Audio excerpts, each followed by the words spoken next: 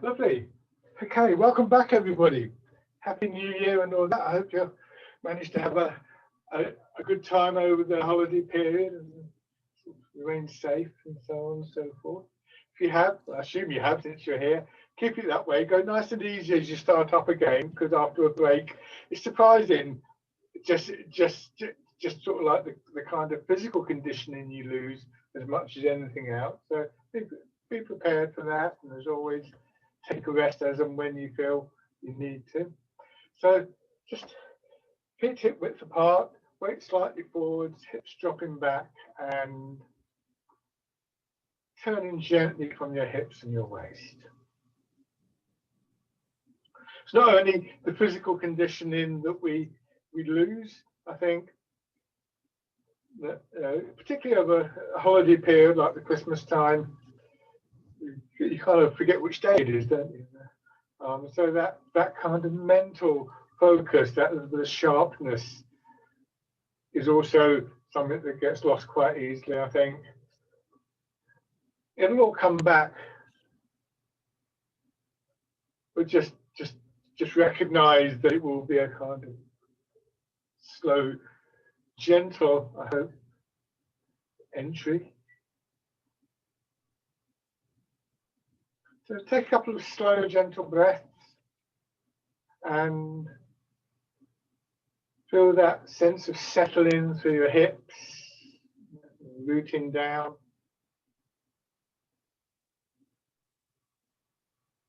Nice steady rhythm in the movement.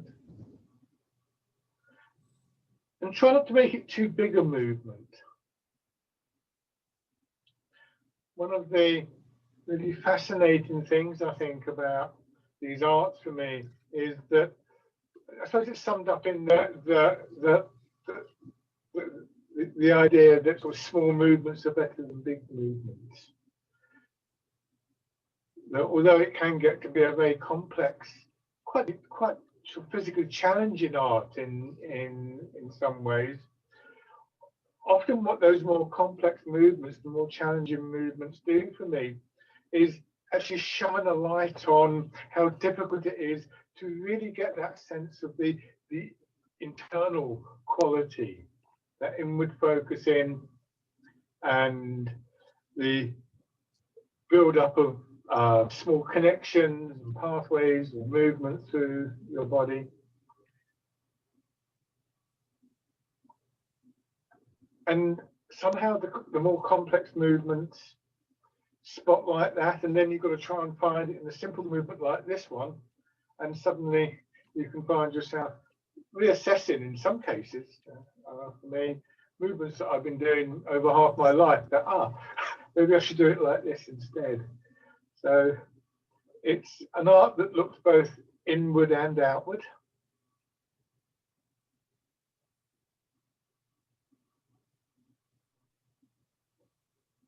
You can just be aware of the touch of the air on your fingertips as you string around. Be aware of the slight movements of muscle and tendon and fascia, so on, within your body.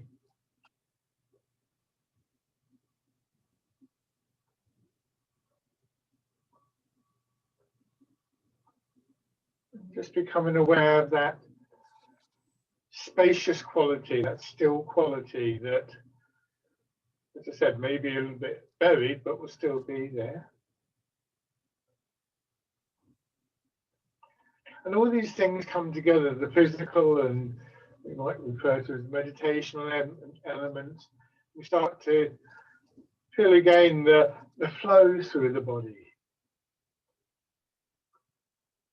The sense that a movement anywhere in any part of your body resonates like throwing a pebble into a pond and watching the ripples expand out. And the further it gets from where the pebble went in, the smaller the ripples become, the harder they are to see. So again, we have this idea of almost taking a magnifying glass to what's going on within the body. Magnifying glass is obviously the mind. And just raising your arms a little.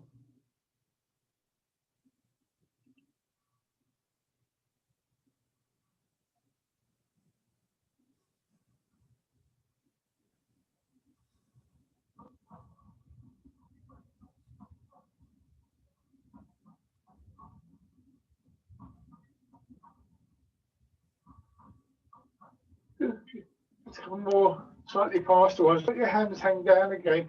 Look for this bouncing, this shaking through the body. This kind of almost like you picked up a duvet and you're trying to sort of shake out the duvet, or you've got a sack full of leaves, trying to shake them down. But it's not the arms, it's the legs. But what you can start to feel is a certain amount of shaking in your shoulders. And it's really here in the hips. I said about shaking the sack of leaves down, or you've got a bag and you're trying to shake the contents down. You can feel it getting heavier lower down, and it's the same in the body. So this is quite a good exercise to sort of open up this rooting quality.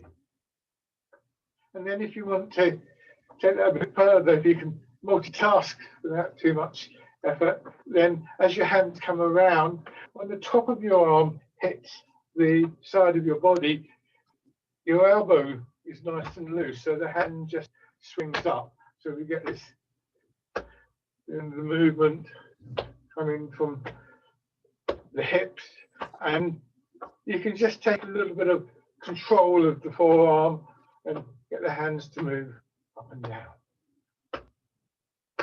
Nice little exercise, particularly for chilly mornings. A bit aerobic, gets your breathing moving, your heart beating gently. And just gradually sort of wakes you up and stimulates you. I always do that. I always say for cold mornings. I do this winter and summer, so it's not a cold weather exercise particularly.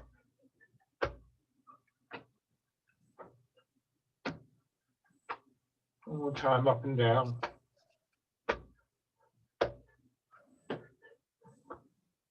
And shake out. So I learned that from a great woman called Madam Professor Wang Nan. She was based in Beijing, but she was over in this country. And she was great. She was really bouncing. And she was in her 60s and reckoned she had a bad hip. And yeah, I remember thinking at the time, some years ago, I wish my hips were that bad, because she was very, very, she moved just lovely. But she reckoned her teacher lived till he was 120. So if anybody doesn't make it to 120, if you make personal representation, I'll find some kind of recompense for you.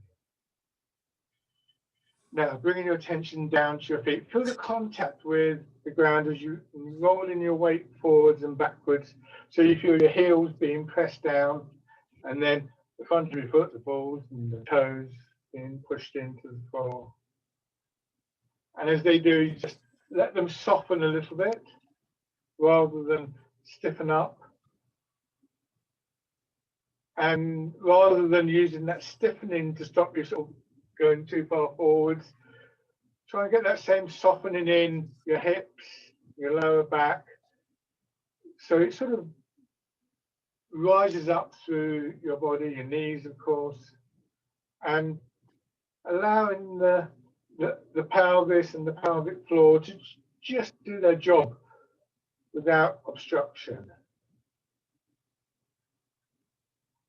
So you can get to here, you feel the toes tightening, get that softening, and you may feel you can go a bit further. If you do take a step, it's not, don't see that as a massive mistake. This is a process of trial and error, and you can only really work it if you're prepared to make a mistake every now and then, as it were, or to go over the limit.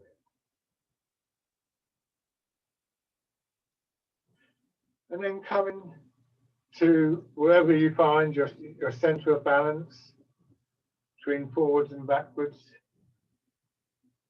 And if you can, just nudge it forward until it's resting just behind the ball of your foot. So you feel that little bit of pressure in the balls of your feet, and let your hips drop back. Try and keep your knees in line with your toes. I'll come a bit closer so you can see what I mean. There. So what you don't want to happen is this. or this. There's going to be a little bit of sideways movement in your knees, but we don't want too much because it really strains the tendons there, and that becomes a bit more of an issue when we turn, because when we turn you can see there, see what my legs are doing. But if I bring my weight forwards, I sink back. Now when I turn, I can keep my knees reasonably still. There's still a tendency for them to be pulled in, but you counteract that by gently turning the knee out. So effectively you do this and then this, saying pushing in 4 directions. The same goes for looking forwards. Again, here, there, you see my knee, my front knee is more or less above the ball of my foot. Let's line that up better. There.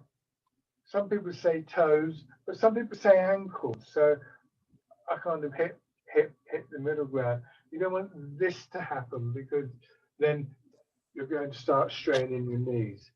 So as you sink down more, so let the hips drop back. It's the hips dropping back, not the knees going forwards, which is quite tricky. Again, from the side.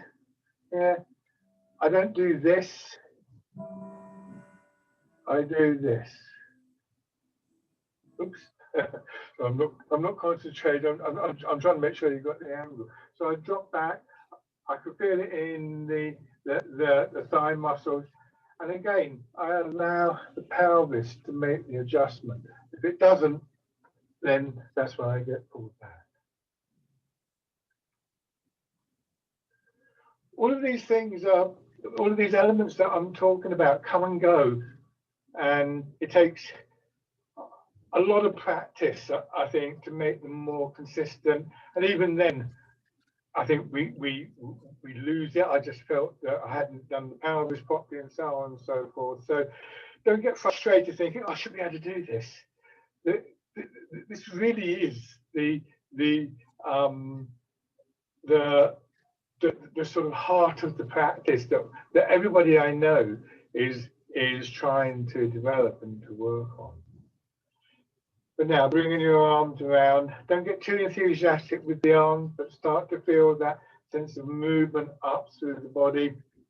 So we've had a look at certain details, but you get stuck on that, you do lose some of that nice sort of flowing quality, some of the opening quality.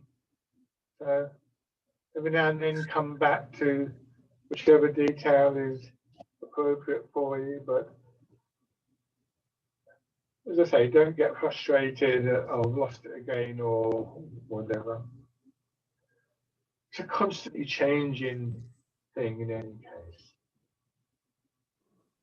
We no more get it right for once and for all than we cycle or walk or drive down a pathway without veering off a little bit and then making the correction.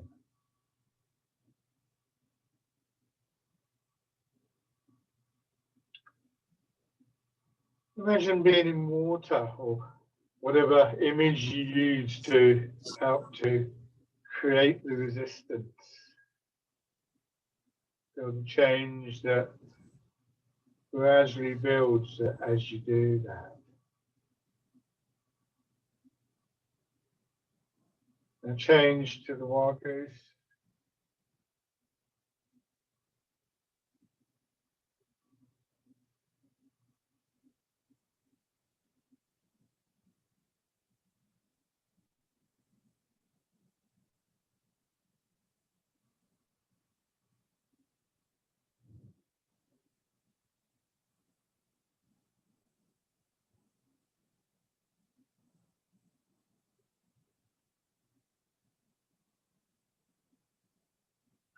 Be aware of tightness and stiffness building up, and adjust your movement to try and just ease that a little bit, but also just give yourself time, give the movement time to penetrate, dissolve away those blockages.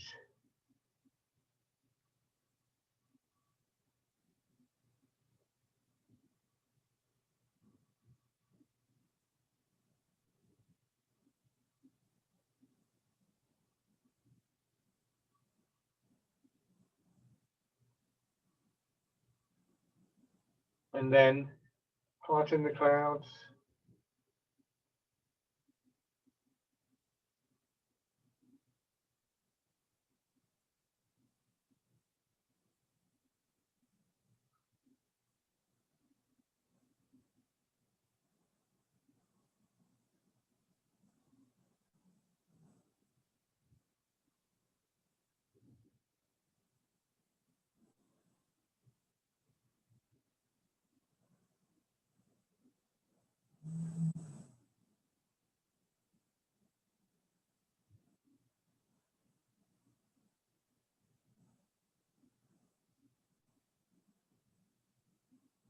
Now go back to the first of these, rooting down.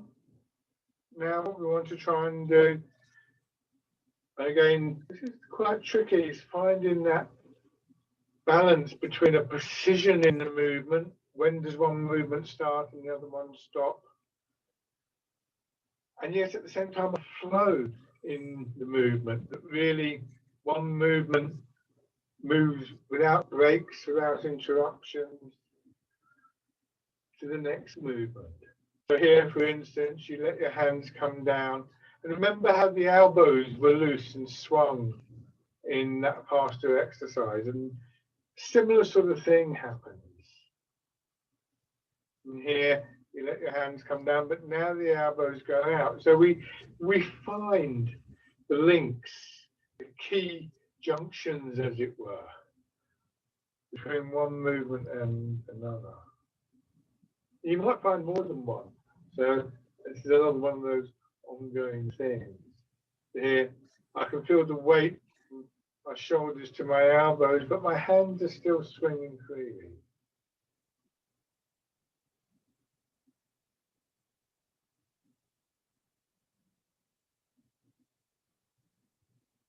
Expanding, contracting.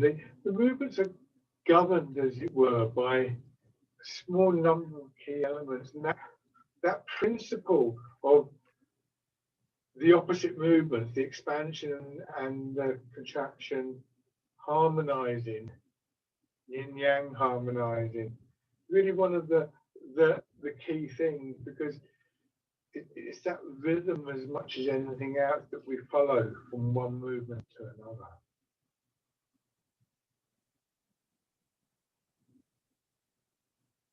The last time, so here again the changeover. Take time to let your hands come down. Feel the weight of your arms and your shoulders, and as you feel the expansion again, you sort of nudge the elbow into movement, and that initiates the whole movement of your arm.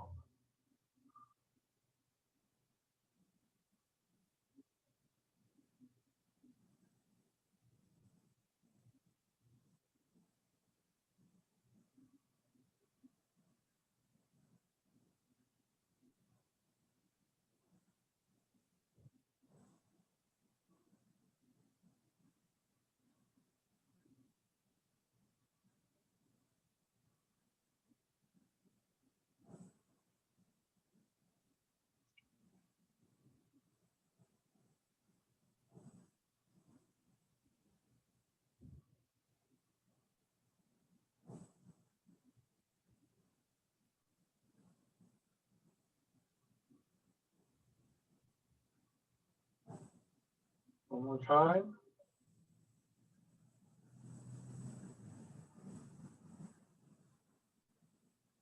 And then pushing in 4 directions.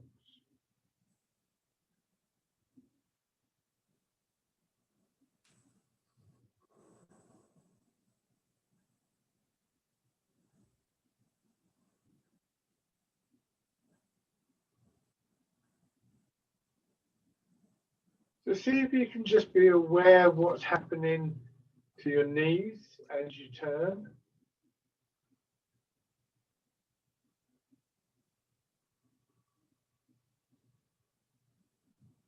You'll feel certain muscles on either side of the leg between your hip and your knee engaging. So for instance, when I turn here, tendency for my knee to pull in, I rotate it out. So I'm using the abductor muscles on the outside of the thigh, and also feeling a bit of a lengthening and expansion on the inside of the leg, the abductor muscles. Same thing obviously in the other direction.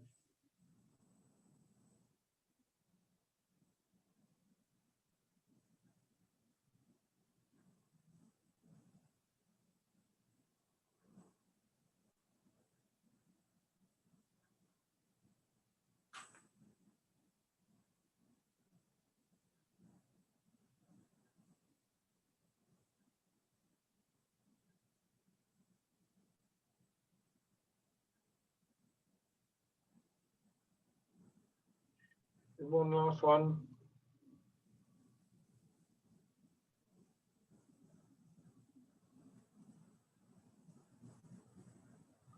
Change. So what will happen eventually is that rather than having to think consciously about, say, your knees or whatever it is you're focusing on, it will start to work, and every now and then you will feel that something's changed. And so it's almost as though our body reminds us to make the connection and to change things if need be.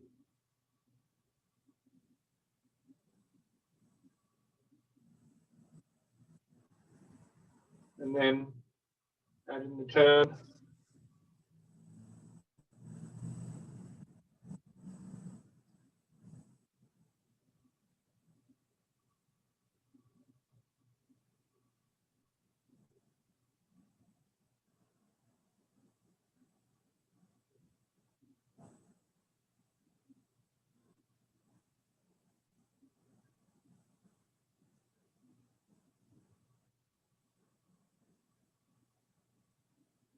Switch sides.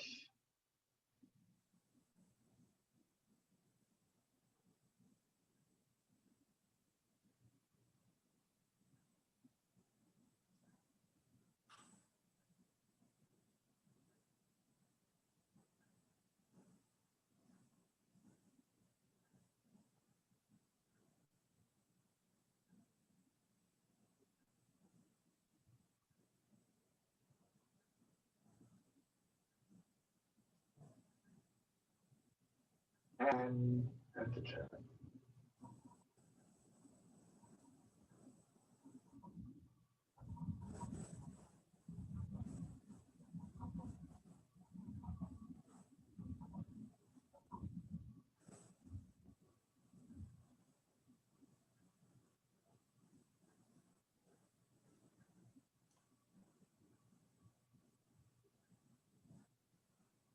And then the last of this little opening set.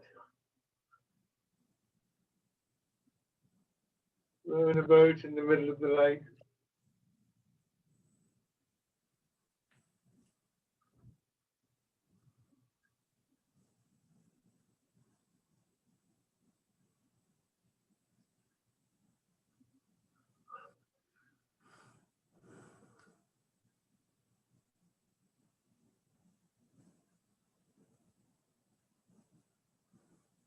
Easy on your back and your knees.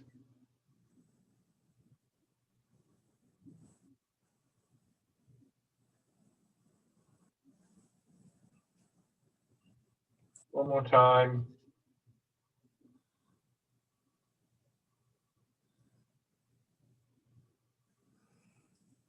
Good. And come back to standing.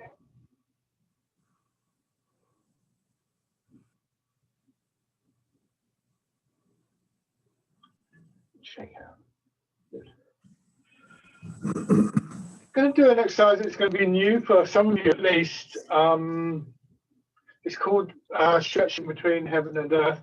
It comes from the same set of movements that the Archer, which some of you have done with me, comes from. And like the Archer, although the actual set that it comes from, the 8 strands of the brocade, is relatively modern. So I think it's something like 18th century or something like that, that these movements were put together in this set.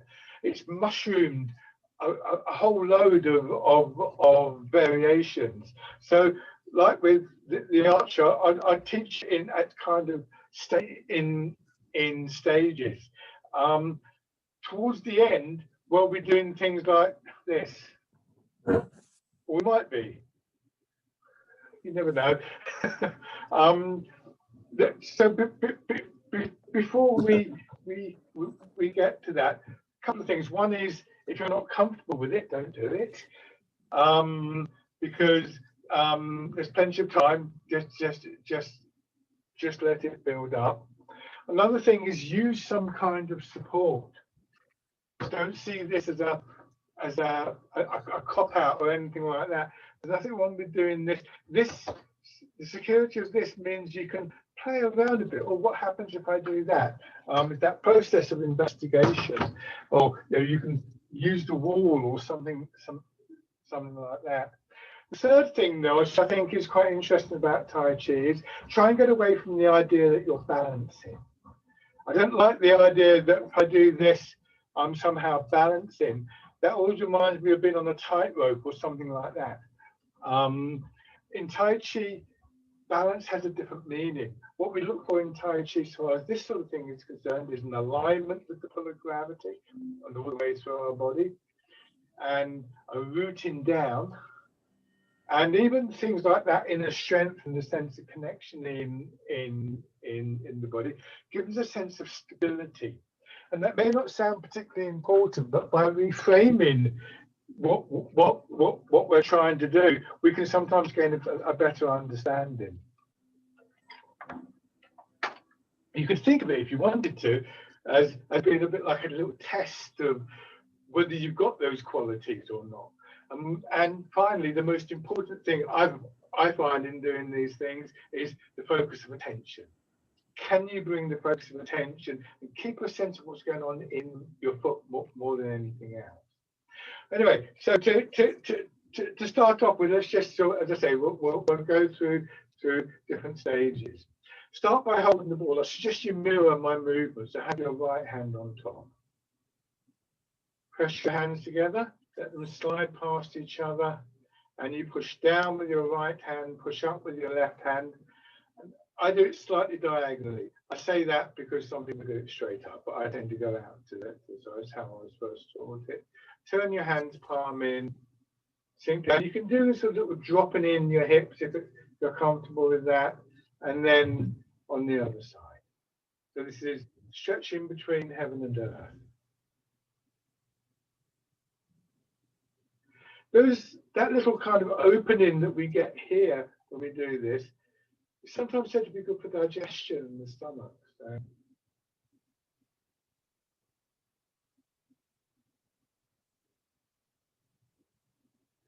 As always, you're not overextending your arms. That little sort of bending in the arms is there. You can start to feel as though you have an elastic band between your hands. That little bit of resistance to the movement. And on the returning movement, you want to move quite slowly. So if you imagine the elastic band, you're not doing this and then this. You have to sort of control to moderate the contraction of the elastic band.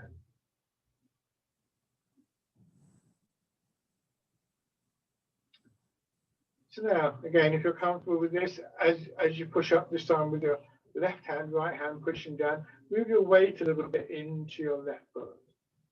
And down. I'm going to take a wider stance for a while so that you can see what I'm doing. I'm moving across into it, well, to be your right, there, and back. And then on the other side, extending and contracting. Remember, nice, smooth, massaging quality to the movement. And then this time, I may have to narrow my stance a bit for this, but I just let this heel come up so I can get across a little bit more. I'm not turning, I'm settling down a bit more. And come back. On the other side, raise the heel, settle down a bit more, and back. I'm sure you can anticipate what's coming next. If you're ready to move on from this stage, this is where you really establish the root and the alignment, and you'll notice things. I don't know how noticeable it is. For some reason, I'm not getting into my right leg, so this leg, as well as I might like at this point. But then, as I say, if you feel comfortable with this, you can bring the foot in. And that really will project all of the weight down through your supporting leg. Step out, move across, and push up. Sure, you can do a little dropping down here.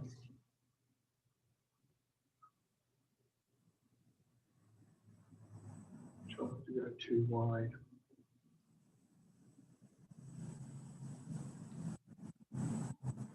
Don't lock the supporting knee when you come up. Keep that little bit of a sense of your hips dropping. And this time, if it's comfortable,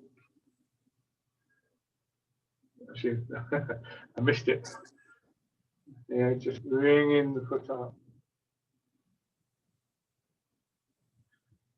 Hold the ball, step out.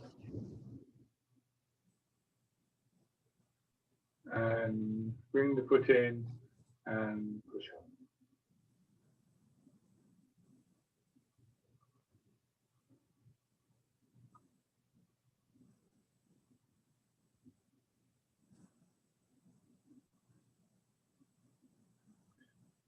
Notice how I'm raising the leg. It's basically a rotation in my hip that brings my foot up. This is when I'm stepping.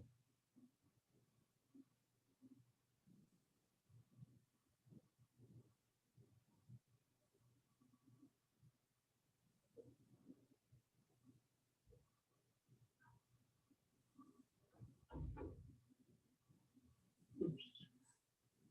One more time.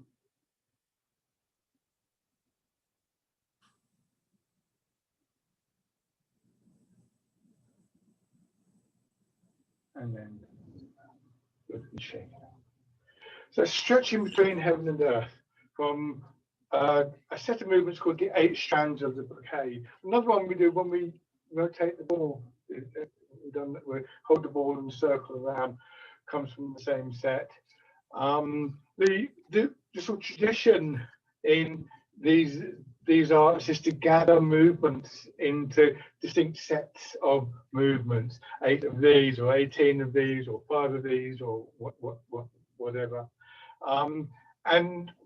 This particular set was put together by a guy called Sun Yutang, who was a very famous Chinese general, and he developed this particular set of movements for his troops as kind of exercise for his troops. He's accredited with quite a lot of stuff like that. And basically you often find the same movements or very similar movements in different sets. So although I do teach from various sets of Tai Chi, I tend to cherry pick the ones that I really like. I've never found a set that hasn't left me thinking, I wish it had that exercise in, because there always seems to be be more. So rather than teaching these 8 movements, I would tend to teach a range of movements, drawing on the different sets that I've come across. But if you're interested, you'll find it on the internet, the 8 strands of the brocade, or the 8 precious cloths sometimes. So that's why a nice little exercise. Give it time, and in particular, pay attention if the issue of stability is an important one. This stage here is the one where you'll really align yourself, and at that point, when you've done this a little bit, it's simply a case of raising the knee. And that in particular is where it might be useful for you to have some support, because what often happens is, I'll try and show it, is something like this. If you can see my shoulder, we often do something like this. We sort of try and do that to lift the leg, but it shouldn't be necessary for what we're doing here. It's just this. You can see I'm not lifting my shoulder, and so hopefully my pelvis is remaining fairly straight. If I tilt my body to do this, I'm gone. So that's where holding on to something can give you a chance to play around with that. Okay, so back to the parallel stance. And the wild goose. Let's do the wild goose, and then we'll go into swinging arms and circling arms.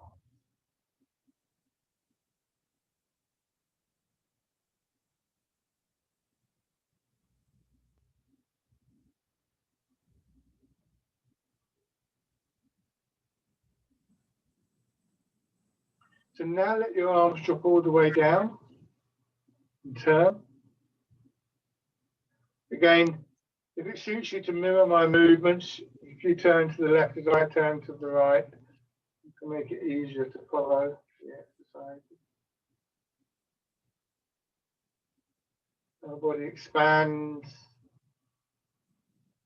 and contracts.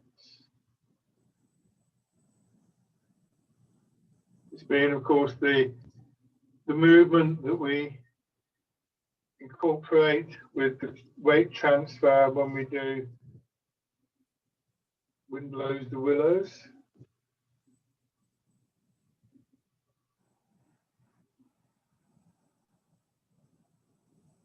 And then turn.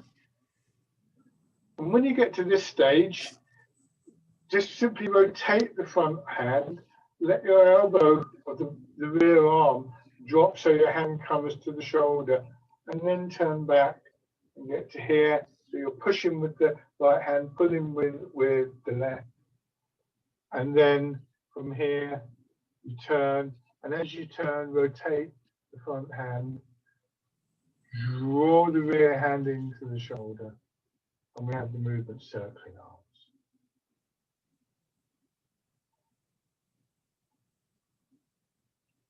This is a good example of what I was talking about, of how a slightly more complicated exercise really spotlights the significance of very small changes. And what I think often happens with a movement like this is we get to about here and then we try and do something different. But actually you get to here and you wait, and then you release the movement. You get to here and you wait. And it's the waiting, it's that little point of stillness that we're inclined to rush over. And when we do that, we miss a crucial element in the movement, a crucial link in the movement.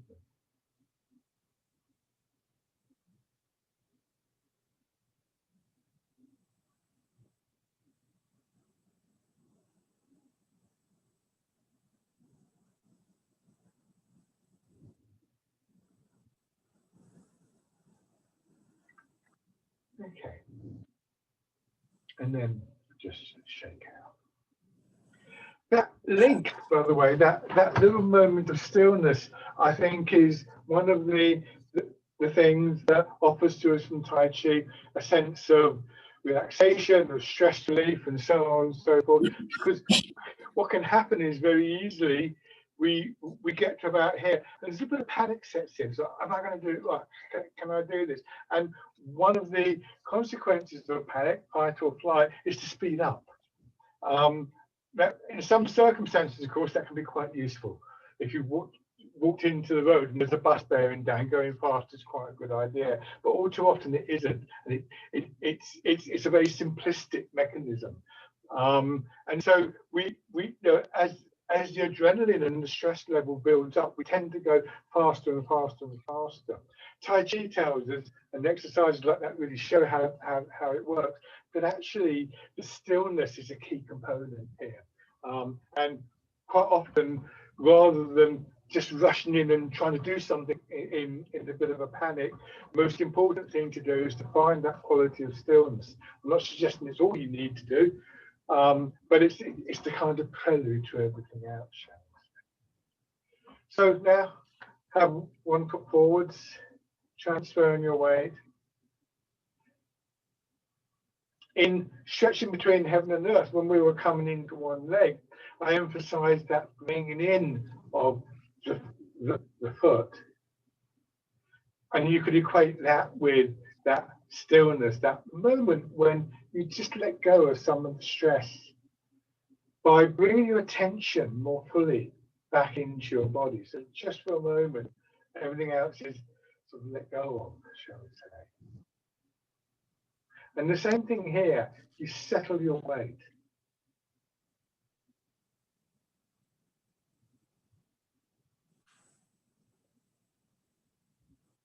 So as a meditational technique, as a stress relief technique, that focusing into your body has an advantage, which is that mostly our bodies are with us, aren't they?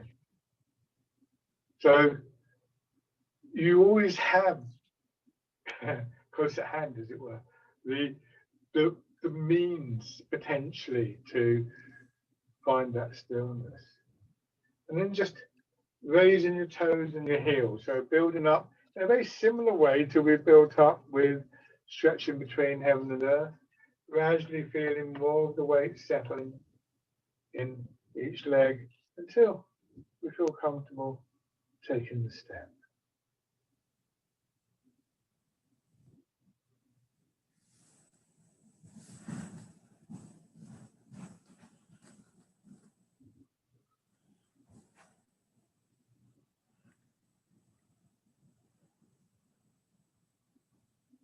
Good. And then on the other side.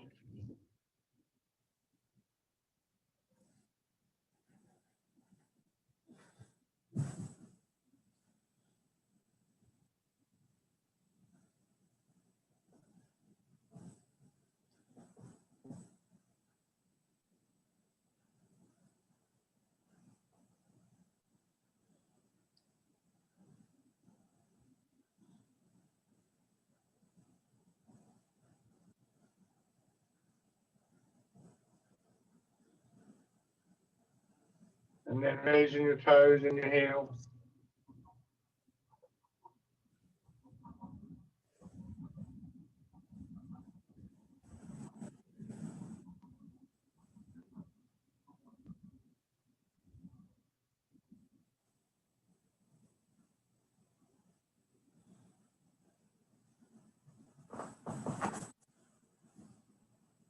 And then stepping in.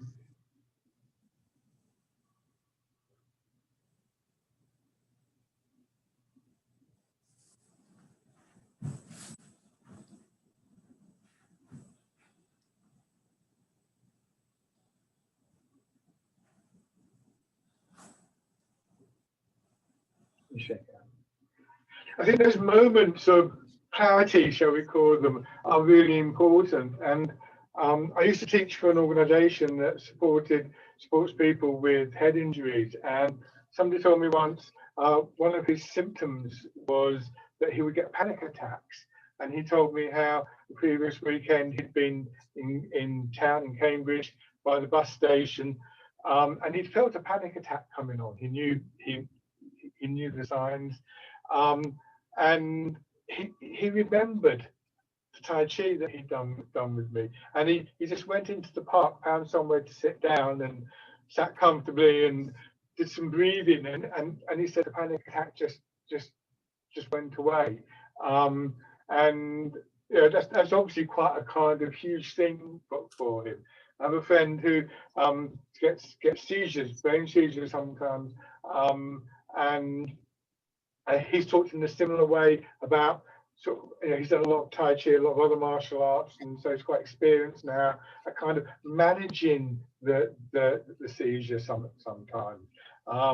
So you know, those little moments when if we can just find the root, the center, can actually be life changing potentially. So now have your right foot forwards again. Mirror my movement. See if you can do that.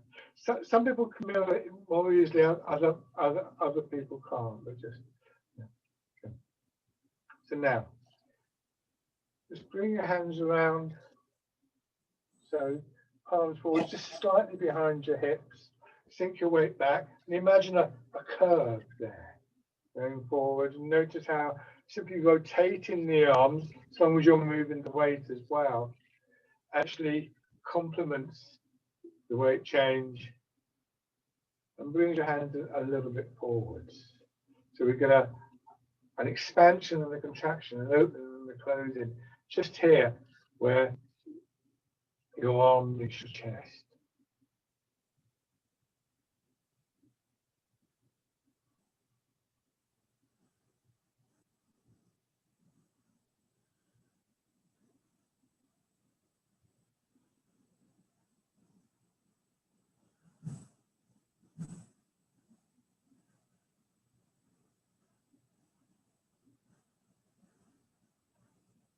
And then it's slightly different, but still very similar. You don't rotate the arms now, you keep the palms facing back. But here's that opening in the same place, contracting to bring your arms through.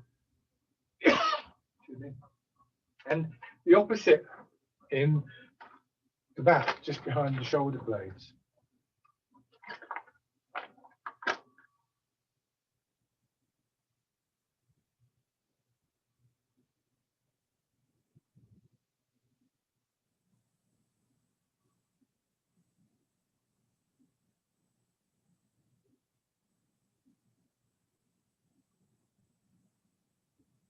And then coming back here. I'm exaggerating a little bit, but pushing my elbows out too far really, but that same opening, which means that it's a push forwards, but also in a way, a squeezing in. Imagine you've got a ball between your arms and you're squeezing on the ball, and that pushes your hands forwards a little bit.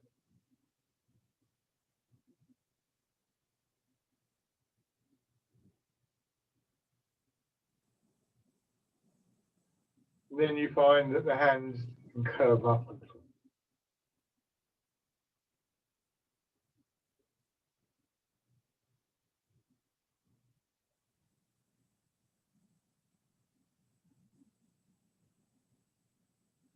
Remember, hands don't overextend, so they're just slightly beyond my toes. They're not right out there.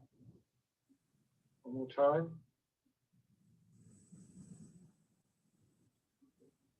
Check out. And then on the other side. So start off with, I still haven't got a name for this one. Let's have a competition. So again, you see my elbows are slightly bent. There's still a feeling that my arms are hanging from my shoulders. I can still feel the weight down through my arm, pulling on my shoulder.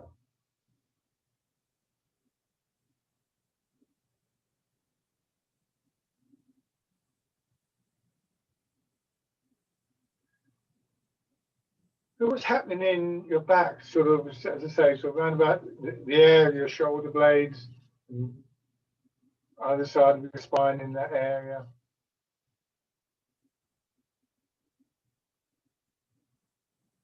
Maybe lower down the body as well.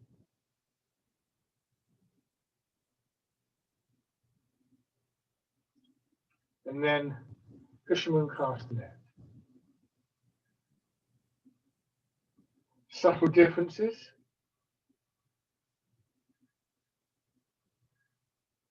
But all those same parts of the body, one way or another, engaged.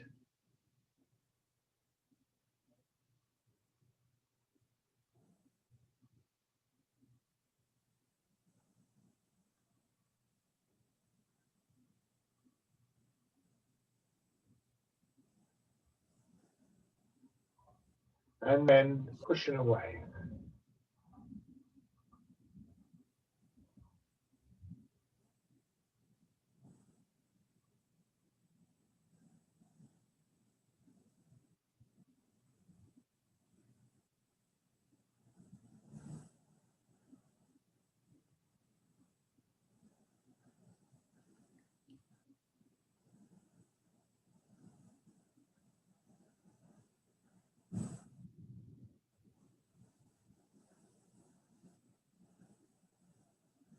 One more time.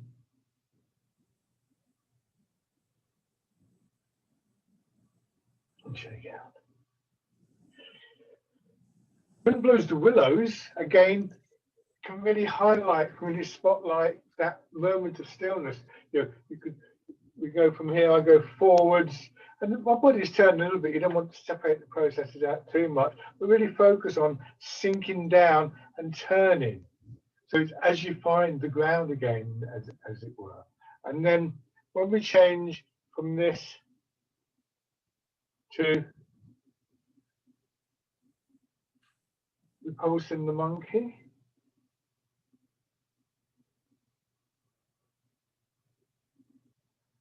we gain in that moment of stillness here, and then we rest and turn, and we wait until the hands are in position, and we move forwards. We wait. So again, enjoy that little moment of sort of almost like if you watch a plane doing a loop. Quite often they'll get to a point where they seem to not move, but they're just angles slightly. Got a similar feel. Okay, so start with wind blows the willows. On your back foot, which hopefully is your left foot, turn to your right, and then forwards, turn to your left.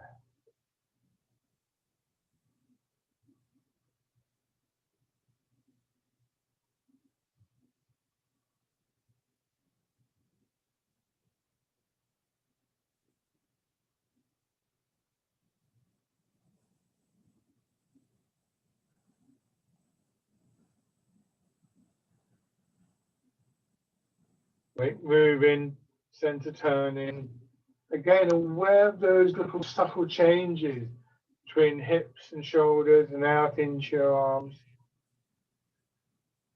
Every now and then, all those little things will come together into one movement. But this time, as you're on your front foot, simply bring the back hand in, sink back and turn as though you're pulling on a rope. And as you do, you push the rear hand down. Turn, same thing, a push-pull movement.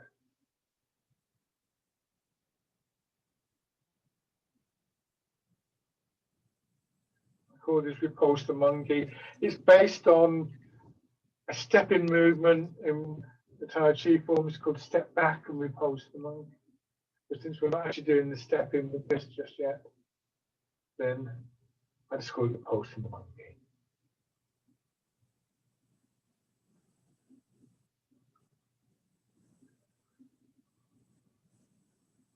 Notice that the hands are quite connected here. They're quite close to each other. Some people do it, you know, they're holding the ball there. I tend not to, but it's not out here somewhere. So they expand and then they come in and they're really quite close to each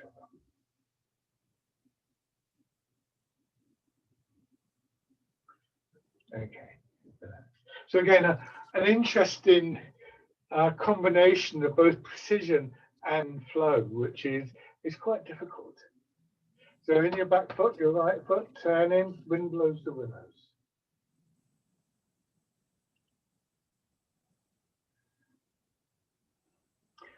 If it's difficult for you to get that combination, my advice would be to concentrate on the precision of the movement, because once you've got that, the flow will happen quite naturally. It's like a river with a good river bank. The water will flow down it more freely.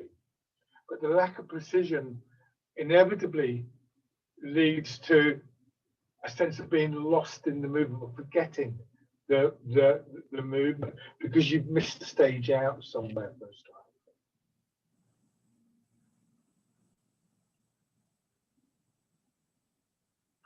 So this time we go forwards, wait until the hands are in position and sink back.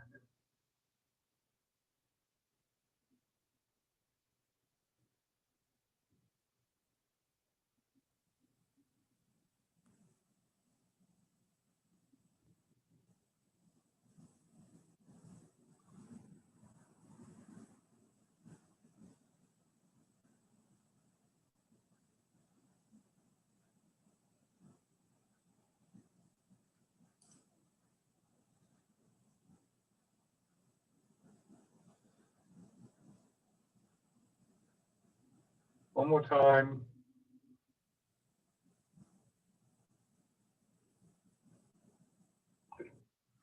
Rub your hands together.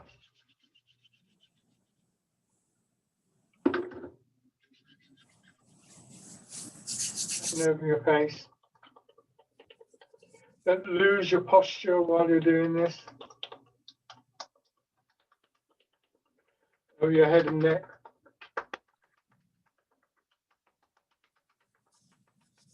Down to one shoulder. Arm.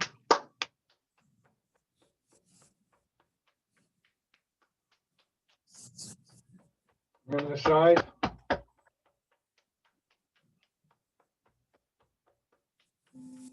To the back.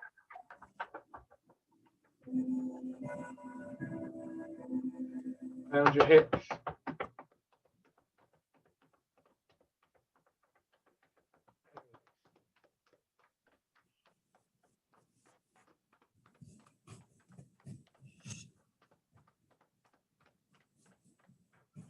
Nice and light on your belly.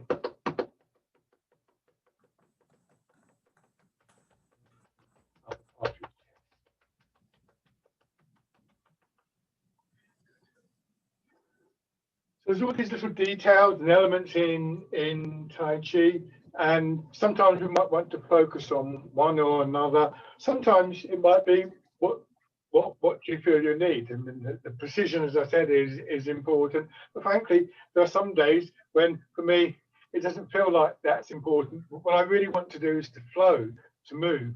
And so if I lose a little bit of the precision through focusing on that, so be it. Other times it might be different, but it's good to practice all those different elements so that they come together and they're available to you. Lovely. So nice to start up again, and we want to come back to the centered feeling. Weight slightly forwards, hips dropping back. Feel that that response in your body as you move from this slightly stiffened state to this much softer quality, and then sinking down and embrace tiger, return to mountain.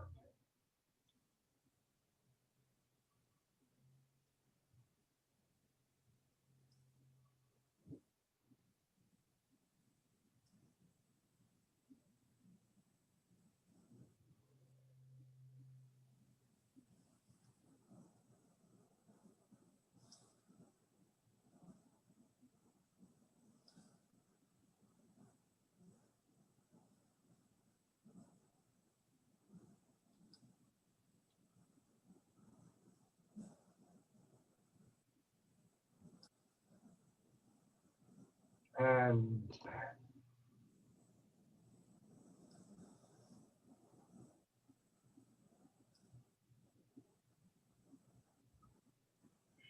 lovely. Thank you very much, everybody. So stay well. Get back in